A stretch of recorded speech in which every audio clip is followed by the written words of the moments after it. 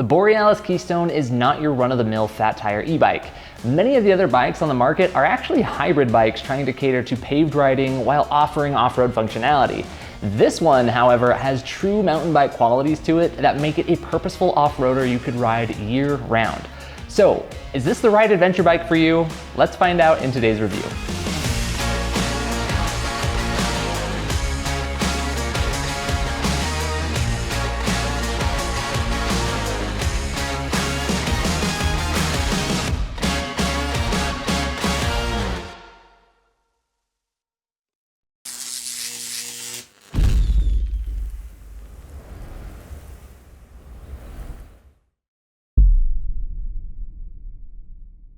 Hey everybody, I'm Griffin and welcome to Electric Bike Report. It has been a crazy busy time for electric bikes and we have a lot more content coming out, so if you're a fan of e-bikes, make sure to subscribe to the channel and hit the notification bell so that you can keep up with everything that we have coming down the pipe. So as I mentioned in the opener, the Keystone is taking XC and trail mountain bike DNA, but it's adding on fat tires to make it a really intriguing adventure bike. You can take this on any hardtail EMTB friendly ride and have a good time, but it has advantages your average EMTB won't. The Keystone's fat tires are going to open up possibilities for tackling sandy, muddy, snowy areas you wouldn't want to attempt otherwise. Modern fat tire bikes often feature really relaxed geometry that's a bit more conducive to commuting, but this one, on the other hand, is built to get off the beaten path. And that makes sense. Borealis might not be a household name, but this is a brand with people who know what they're doing. They've been making fat bikes for over a decade, and they didn't dip a toe into the e-bike world. Rather, they attempted to go all out with a pretty premium setup. This bike retails for about $6,000, but that is not a bad price considering some of the tech that this is outfitted with, like the Shimano electrical system and the SRAM electronic shifting. So let's go ahead and detail all of the specs that you get on the Borealis Keystone. The frame itself is aluminum. It comes in 4 different sizes and 2 different color options. Either the black and red one that you see here, but there is also a blue and gray option to choose from as well.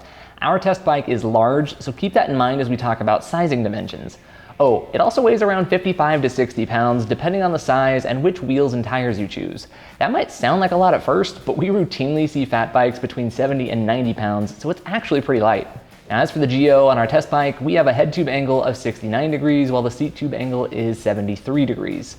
The reach is 445 millimeters while the stack is 702 mil. And the chainstay length is 480 millimeters. The front fork is the Manitou Mastodon Pro EXT 120 mil air fork with compression and rebound adjustment. For brakes, you get SRAM G2 4-piston hydraulics. It has a 200 millimeter rotor in the front and 180 in the rear. The drivetrain is really awesome. It is the SRAM Axis pod shifter paired with the GX Eagle group set. It's a 12-speed system with a 10 to 52 tooth range on the cassette and a 36 tooth chainring. I'm gonna wax poetic about this whole system later on, but I'll just say it's a cool system for now and I like that it comes standard. The wheels and tires are where you start to see some options. Now, our bike had the standard Sun Ringley Mulefoot rims, but you can upgrade that to HED alloy or carbon rims. Now, Terrenne Cake Eater 26 by 4 inch tires come standard, but our tires were upgraded. We went with the Terrenne Johnny 5s, which are 26 by 5 inch wide tires. That officially makes it the widest tire I've ever tested here at Electric Bike Report. There are about a dozen different tire options to pick from on the Borealis website, including varying sizes and some studded ones that you can get as well. The saddle is the Volt from WTB. It sits atop a KS dropper post. It's 125 millimeters on the small and medium frames and 150 mil on the large and extra large frame. The handlebar is a custom Borealis carbon bar. It is 760 millimeters wide. The grips are pretty wide with wings. It's definitely more touring or cross-country style grip than anything else. As I said, there are a lot of desirable features of a relatively lightweight ride, so I think that the value here is pretty high. But now that we've covered most of the basics of what you get, let's dive in further for a closer look at the motor and battery. Now, Borealis opted for the Shimano EP8 mid-drive system. A few years back, that was the flagship motor that Shimano used, which has since seen a successor with the slightly more powerful EP801. But in all honesty, I felt like this motor was a terrific fit for this particular bike. The EP8 produces 250 watts of nominal power, can support a 500 watt peak, and tops out at 85 newton meters of torque. The motor isn't as powerful as some others on the market, but that's not a complaint from us. Many fat tire bikes lean into hyper-aggressive motors, but that's not necessarily what you want from a trail bike. Power is only as good as its distribution. In this case, it delivers the juice you need in a great fashion. With such a steep head tube angle and these massive tires and suspension, it would be easy to bounce and bumble on rocky sections if you're flying into them too fast, but this motor feels appropriately precise. As you pedal and engage the motor, you can sense the torque progression. Even if you take a really hard first step, the motor will ramp you up in a manageable way. Now, the Shimano system operates in my personal preferred way with just 3 different riding modes: Eco, Trail, and Boost. It's essentially a low, medium, and high setting, and they feel appropriately spaced in terms of the assistance they provide, meaning you can dial in the assistance to your needs or to what the trail you're riding on dictates. Now, onto the battery. It's a fairly large battery compared to the motor's needs. It's a 630 watt-hour unit housed in the down tube. That's a nice sized battery which adds to the bike's overall value, and it proved to be pretty efficient in tandem with the motor, as we'll cover shortly in our range test. I also want to add in that it's nice that it comes with a 4 amp charger, as you can charge the battery up in just a few hours and get back out to riding on the trails. Trail bikes often have subtle displays, and that's the case with the Keystone as well. The Shimano Steps display shows your speed, assist level, and battery, all the essentials, no major distractions. Now, I'm on a personal crusade to get the e-bike industry using percentage-based readouts instead of a bar-based one, so please, Shimano, if you're watching, change that up. But otherwise, the display is nice and it's easy to see even in sunlight. Now, there is more that you can find in the settings of the display by using the power control buttons, or you can get greater access in the app. So first off, in this app, I want to give kudos. You can vary the amount of things on the screen that you're seeing at one time with up to 9 different boxes of data and feedback. It can show ride time, distance traveled, speed, and if you have a compatible heart rate monitor, your heartbeat as well. You can also route your rides and connect with Strava to share with friends. Now, this is one of 2 apps that you get on the Borealis Keystone. There's also the SRAM Access system, which has its own app. Now, I find that this system works for me just fine out of the box, but I would tell people to just go ahead and get the app, if for no other reason than to monitor the battery life of the shifter and derailleur. There are some customization options like inverting the touch buttons for up and down shift duties, programming the long press function, and more. I think both apps work pretty well, but are in a way optional. Play with it or don't, that's up to you, but at least get them both to keep an eye on the battery life. On some of the other styles of bikes that we've tested, we've actually seen some amazing range scores off Shimano systems, so my expectations were pretty high going into our range test. Now, for the purposes of our test, we do the whole ride in boost mode to help establish a floor value for the battery's mileage. Our results came back with an impressive 38.4 miles after riding for 2.5 hours and logging 775 feet in elevation. Now, the Keystone is somewhat unique, as a fat tire XC bike isn't something we've really tested much of, so I went and compared it to all other fat tires, EMTBs, or all-terrain bikes, and those results looked pretty impressive. Only about a dozen other bikes of those categories have ever gotten a better max power result. However, every bike that did beat it had a battery with 14 to 38% higher capacity than the Keystone's 630 watt-hour unit. It's turning me into a believer in the efficiency of a closed, integrated system. The bottom line is we were able to get an impressive range on this in spite of the drag that goes with the territory of 5-inch wide tires. The Keystone holds its own on the hills, as evidenced by our 2 different hill tests. The first one was done at our designated testing spot of all bikes, Hellhole Trail. This means climbing 1/3 of a mile with a 12% average grade. And then, since this bike also has a more EMTB-ish nature, it earned it a trip to the Water Tower Hill Climb as well, where we test all of our off-roaders in their more natural environment.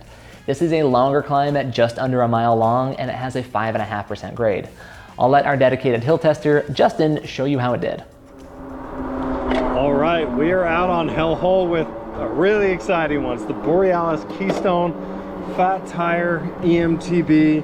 It's got the Shimano mid-drive, electronic shifting, tons of fun stuff. So let's see how this does. So far, feels pretty good. Right around 10 miles an hour, 9. I mean, you got really fat tires up here, but it's feeling pretty good, nimble. I'm not pushing it much actually on the pedals. It's obviously a torque sensor with that mid-drive, and I do have to push some, but holding that pretty solid. So I got down to about 8.5, 9. I'll let you listen to the motor through this next segment.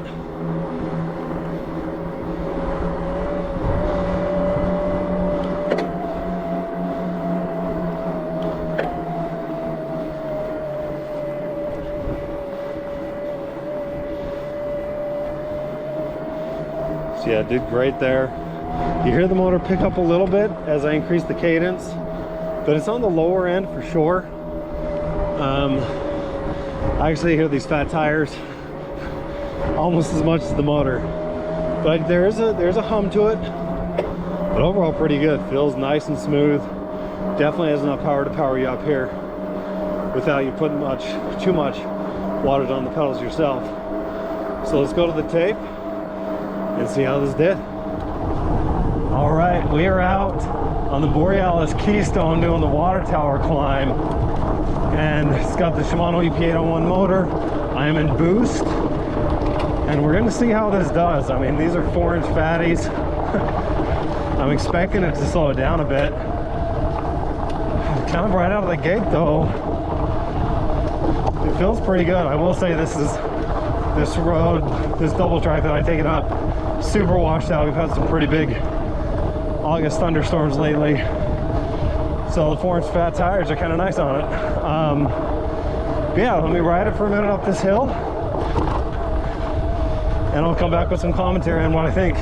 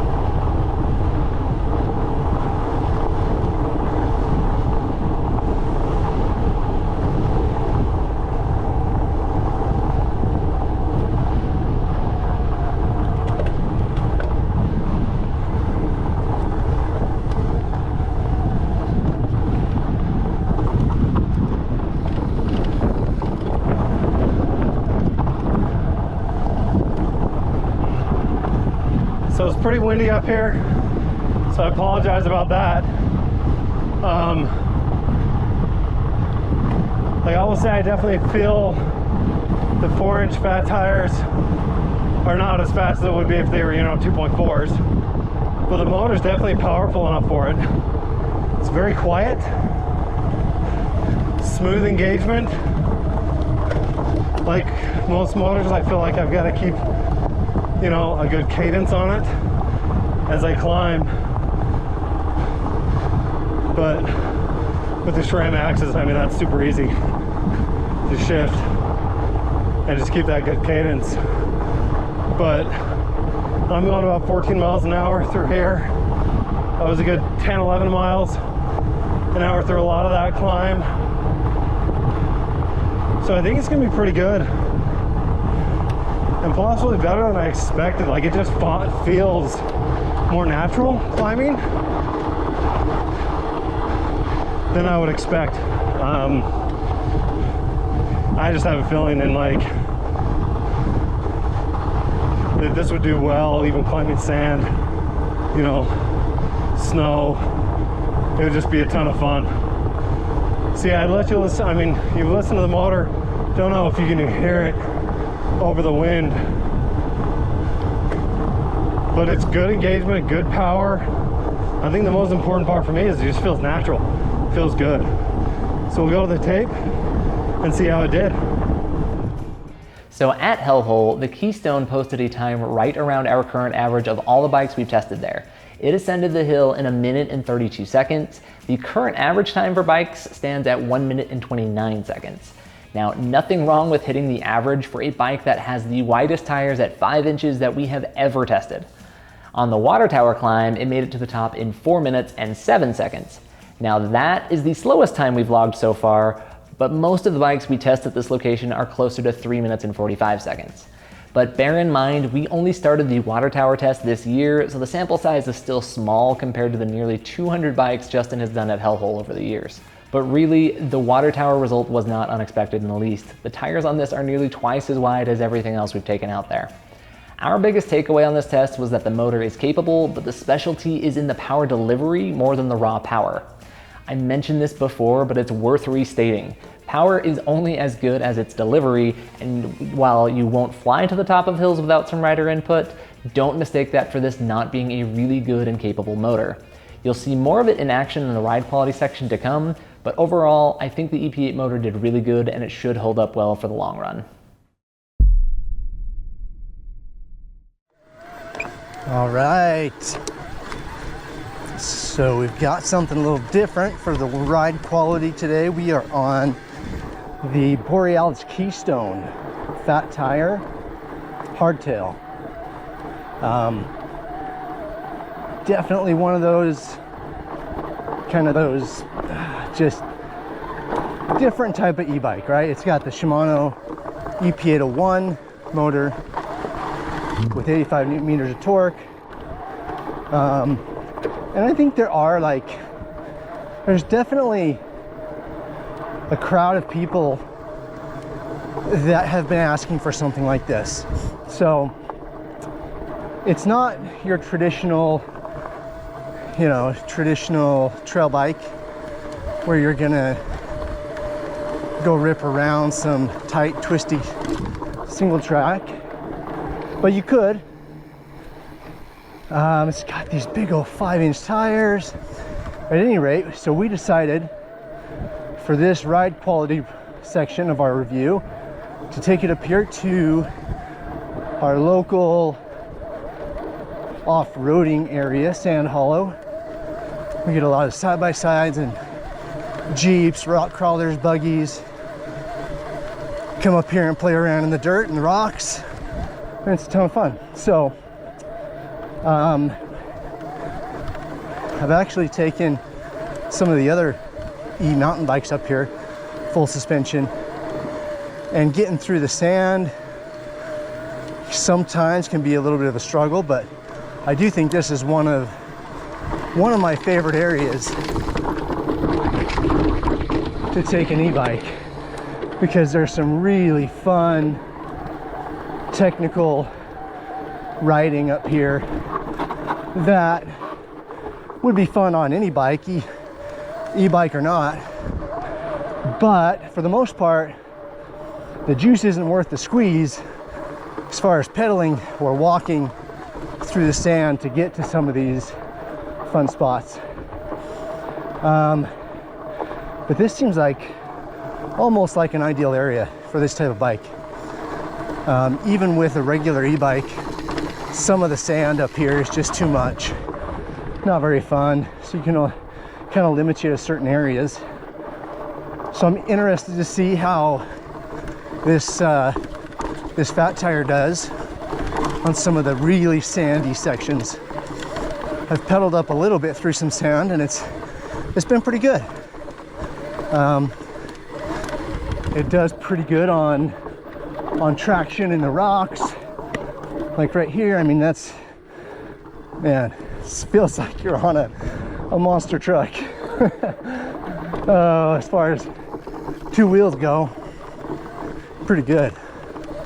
So we're just gonna ride up this this section of trail. Man, such good traction up on this stuff.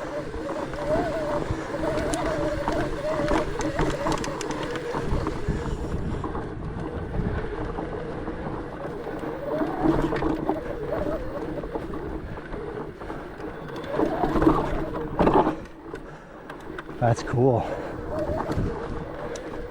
Still making our way up here.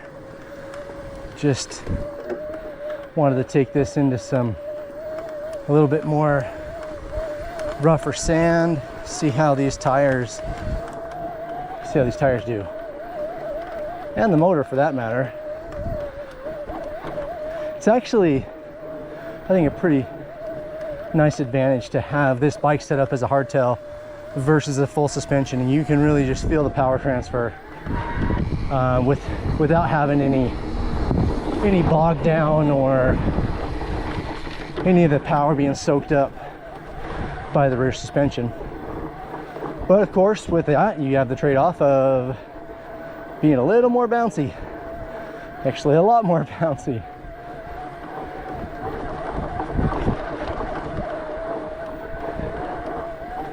But these tires really just kind of float over this sand and dirt.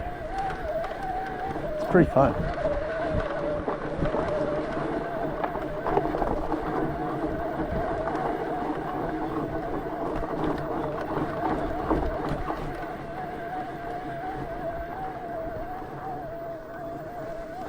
Right now I've got 9 PSI in the front and 11 in the rear. Probably could go down a little more, make it a little less bumpy.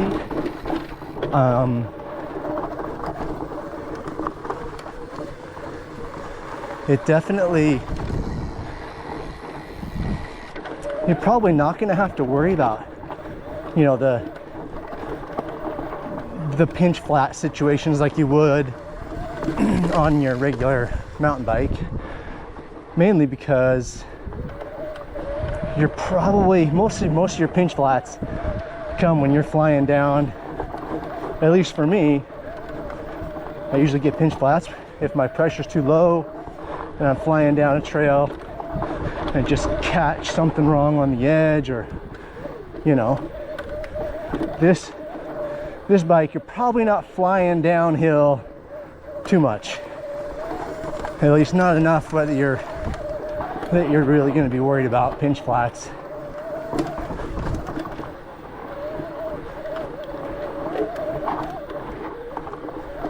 I've been riding mostly in eco mode on this bike, and it seems to do really well. Or excuse me, I've been riding in trail mode. If you go from trail to eco, I know you can tune it in the Shimano app, but eco mode did not. I mean, it barely felt like, I don't know where it's tuned right now, but eco mode didn't feel much more than taking the weight out of the bike. This hill right here is steep.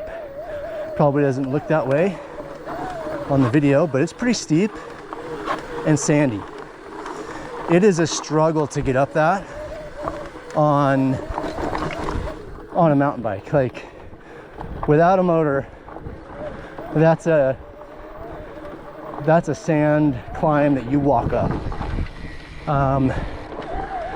Now with my e-mountain bike, I can get up that most of the time.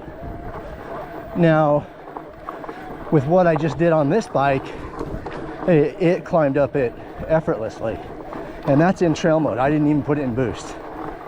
Now the sand is a little bit more packed down today. We got a little bit of rain last night, but make no mistake, this is still sand. Still sand that we're pedaling through. So anyway, yes, so far it does really well. It does seem like the motor is a little bit loud.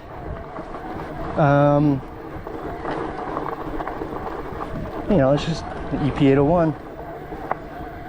I mean, it just seems a little louder than some of the other motors out there, but it's doing the job.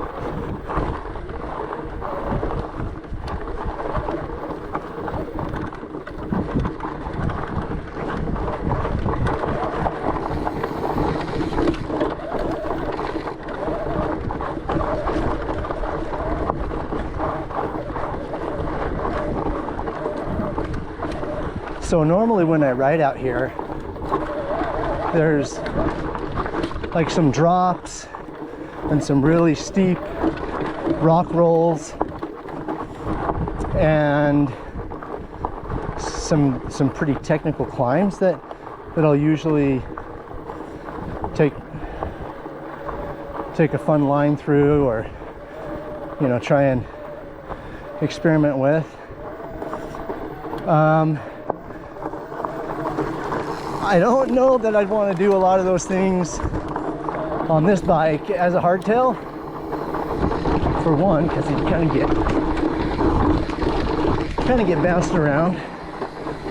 The other part of that is with this, I'm not sure what the head tube angle is on this, but I would guess it's probably 68, maybe 68, 69. It feels really steep. So with that steep head angle, as well as that big front tire, it's not incredibly maneuverable, but that's to be expected from a bike like this. So I think that's where you find, at least where I found, the limitation on this bike. Ooh. And normally that's a section right here where kind of come down that steep rock face, climb this, climb that. It's a fun little technical section for an e-mountain bike. And this is a route that a lot of motorcyclists take as well. I don't know, a lot of those options I would not feel too comfortable on a fat bike. I think where this shines and where it does well is like more casual riding.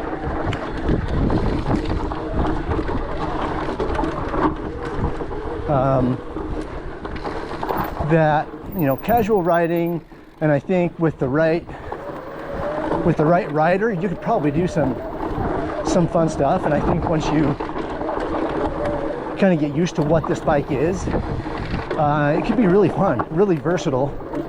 You can probably take it to a lot of different places and have a blast.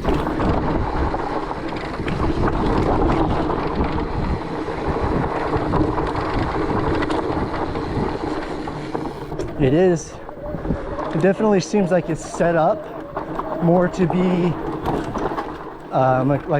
like a cross-country setup. The grips have these like cross-country wings for your palms.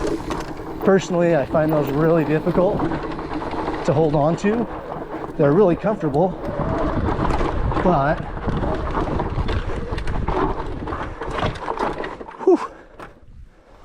they're really comfortable, but they also are kind of hard to hang on to when you're going downhill, taking hits. And that section is kind of hard to get enough speed to get up. Sure, I could do it. Maybe try it again. On normally mountain bike, the suspension just kind of soaks that up as you come up the steps.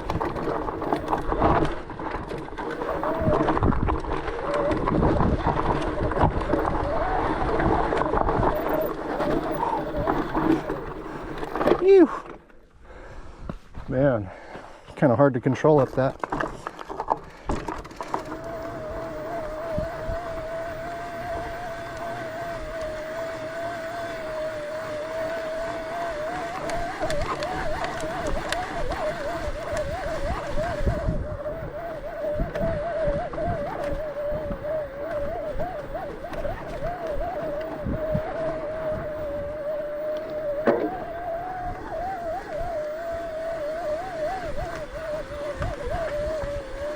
Man, that sand right there is pretty deep, pretty squishy, and These tires just float. So cool. Let's get a little steeper here, put it into boost mode. No problem. It's fun. It's a fun bike.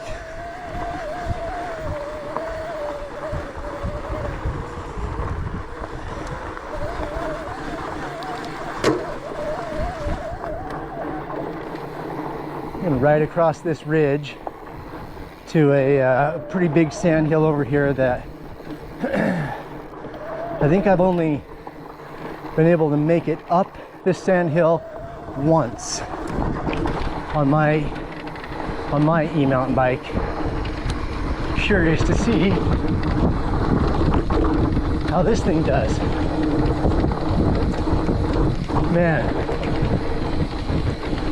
it's gonna be pretty fun going down this sand.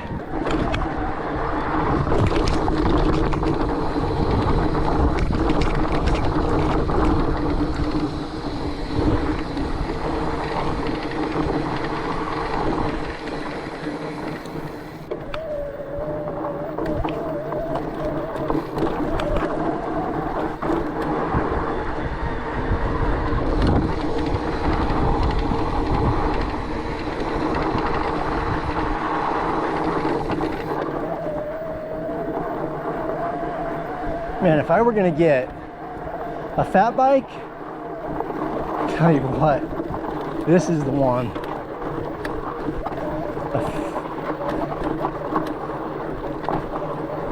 So much more you can do on a fat e-mountain bike than like your regular fat bike.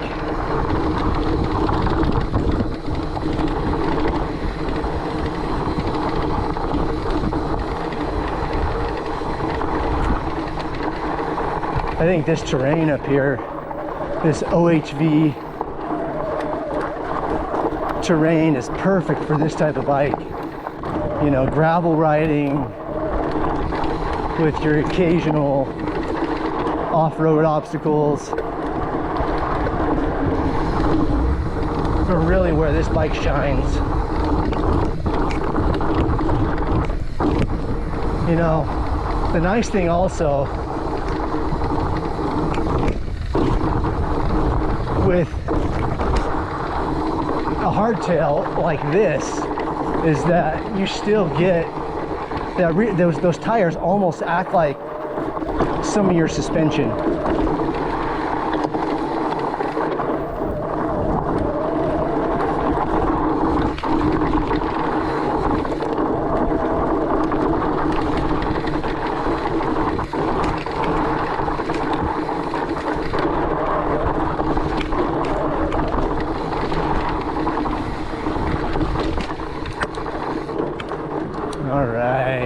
Take this steeper side. Let's see, we're in boost.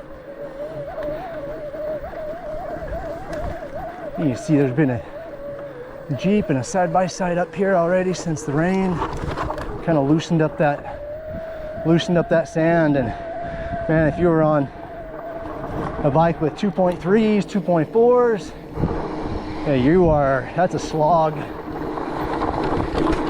getting through that. Man, this bike, it seriously shines in this terrain. If you've got, you know, if you really want a bike that you can kind of do a lot of cross country on, but then you've got snow in the winter, you've got maybe some sand dunes, this thing is perfect. Now, I don't know if we're gonna make it through this. Like I said, I'm sure this does not look steep, but the sand is deep and loose, and the grade is steep enough to make this really, really hard on an e-mountain bike, and probably impossible for most people on a non-powered mountain bike, just leg power. And I usually, when I ride this, I go to the right and go up on the rocks to get traction. So I wanted to take this fat tire over here on the left to see how it did climbing up the sand and loose sections. Oh man. And that right there, ladies and gentlemen, that is a first. I've never been able to climb up that whole sand section on any other e-mountain bike.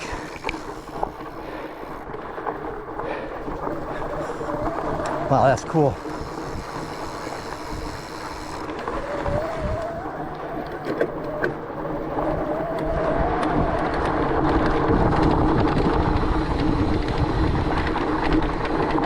Very cool.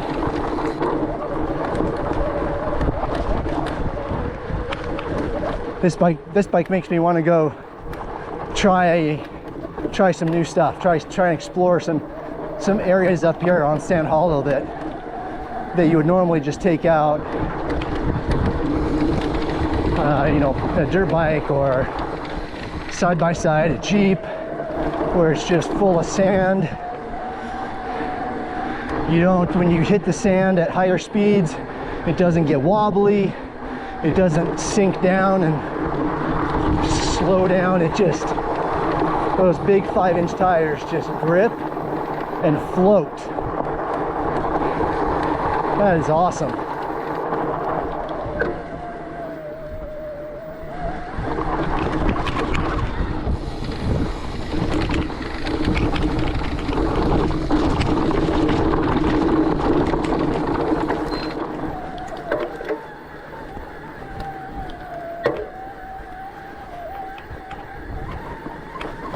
Ooh, I don't know if we can get up this. Oh, that's it. Whew. And that's deep.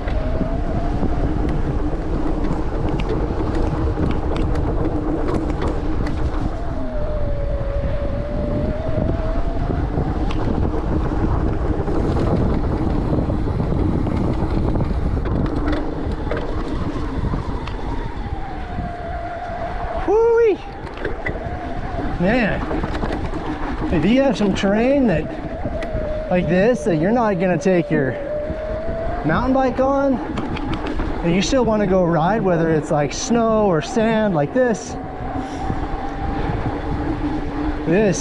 is amazing.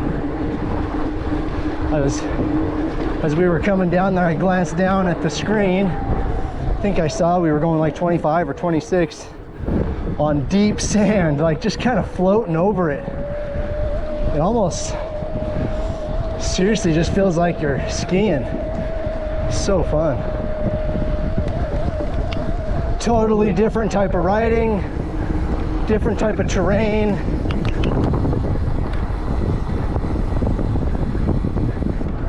Like they say, horses for courses.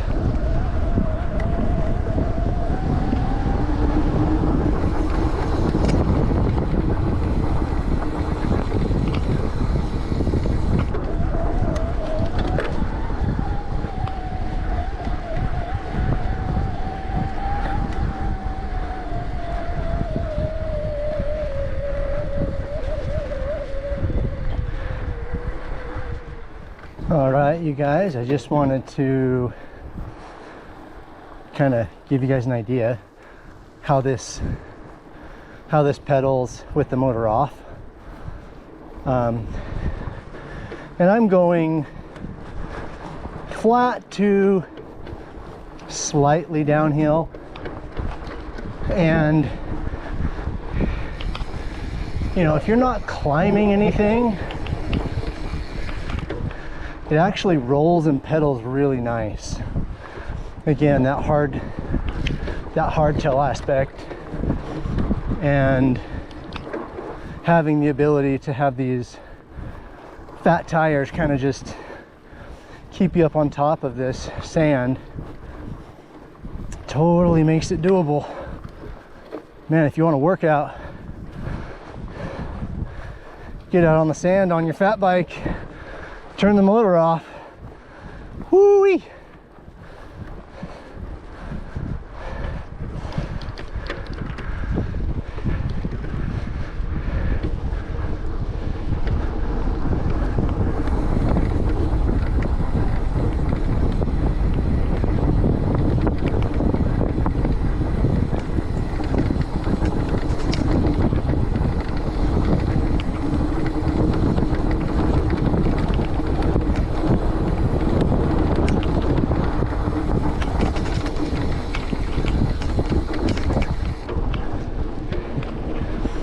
I know one of the big concerns for a lot of people with e-bikes in general is how far you can go. Like, what's the distance that you can take that battery?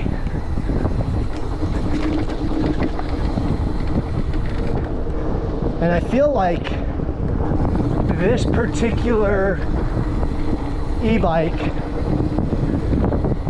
pedals better with the motor off than any other e-mountain bike I've pedaled with the motor off.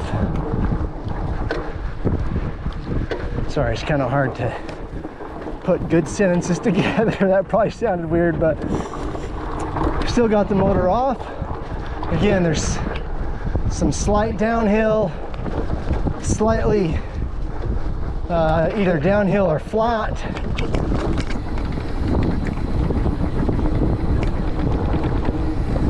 And if you get out on a ride, kind of like how I am today, the battery wasn't fully charged, wasn't sure how long I was going to go,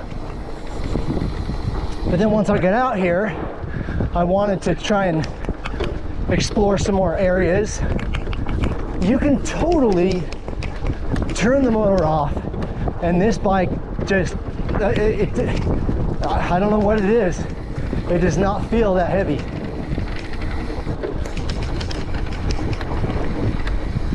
I think that kind of makes this bike, it's almost like the ultimate adventure bike.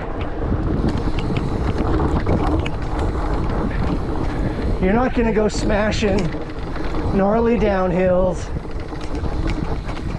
at high speed, but you can just take this thing and go on an adventure.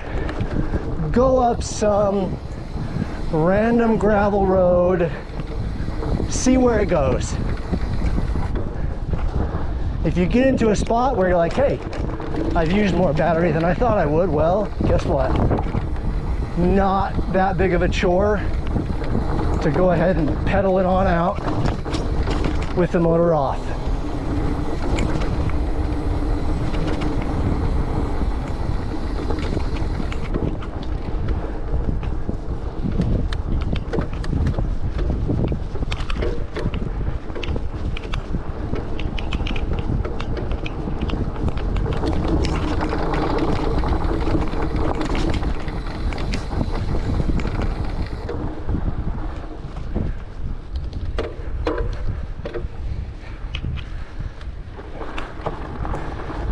This bike is also equipped with SRAM's latest Eagle T-Type transmission, which I think is a perfect match for every e-bike because it shifts so smoothly under load.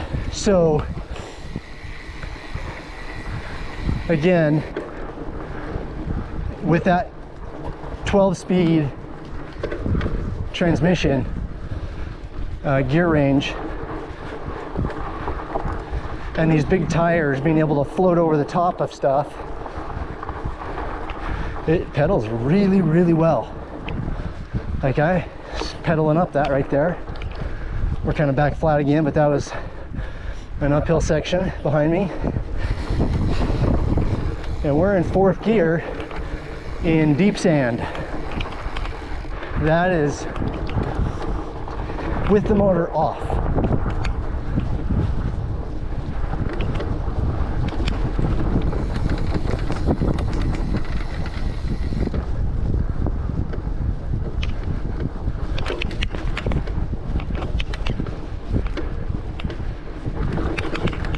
And sure, you could get a regular fat tire bike and come out and ride a lot of this stuff. When I say regular, I mean non-motorized, non-e-bike. You can get out and pedal it around a lot of this stuff, but you're not going to be able to get up a lot of those really steep sand climbs without pushing that pig up the face, getting sand everywhere, down your shoes. Kind of messy. Whereas this thing, hey, you just get a little extra motor assistance, you can get right up most everything.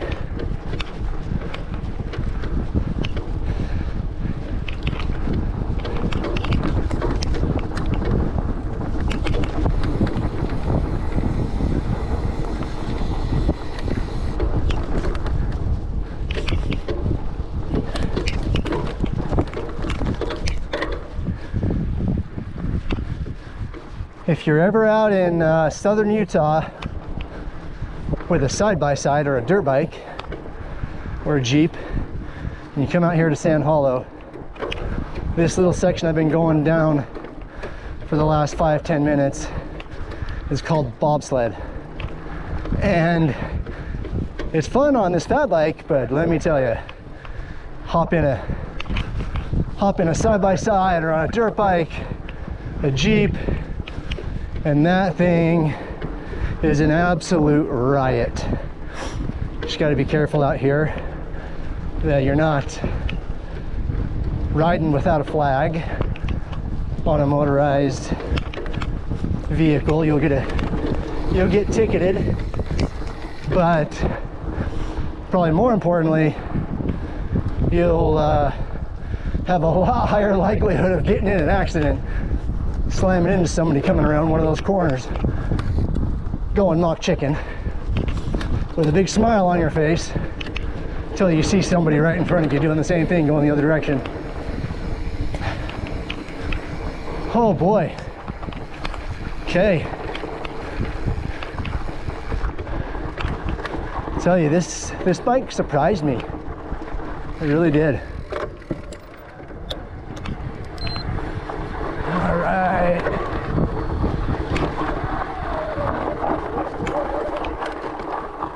So, something I've noticed on some of the steep climbs when I have to spin really fast. It seems like if you're spinning too fast, the motor almost cuts out. I don't know if that's a spec in the EP801 motor, that over a certain cadence it cuts out. But yeah, some of those, like right there, I was climbing up, just noticed as I was spinning fast to come into it to get as much speed as possible, the motor just stopped. But I don't know, I was probably spinning 120, 125.